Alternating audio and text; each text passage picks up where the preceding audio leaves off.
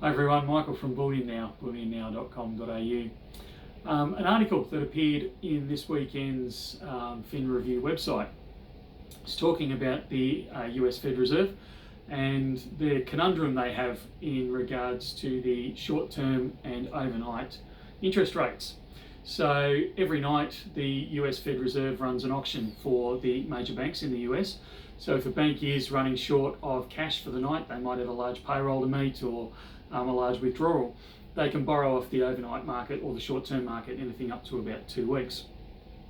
Any bank that's got excess cash, so they may have had large deposits or anything along those sort of lines, they can actually lend it into the short-term market to make extra money, which is how they make some of their obscene profits that we quite often talk about. So last week it occurred that the banks that needed the money were bidding for it, and they bid in interest rate increments. So it's usually around about 2.3, 2.4% for the overnight rate. And last week it got up to 10% before the US Fed Reserve had to step in and actually drop a large quantity of cash into the short-term money market. And they actually did that for the whole week by the sounds of it. So this indicates a couple of things. One is that as the Fin Review journalist stated, it shows that there's cracks appearing in the US monetary system because the Fed Reserve hasn't had to step into that market since the 2008-2009 financial crisis that we had.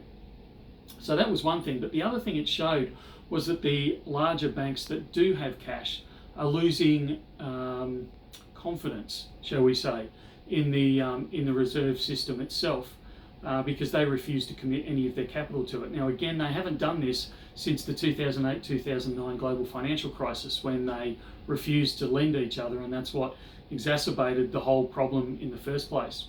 So it was interesting to see that for a start they're recognising that there's cracks appearing in the system, and that the banks are actually recognising that they don't have the confidence in the system anymore. And it'll be interesting to see what the US Fed Reserve does over the next few weeks, because at this stage they haven't announced what they're going to do, and in fact they've almost announced the opposite, where they don't know what's happening. And that's a little bit reading between the lines, that's my opinion, but they're not coming out with a plan.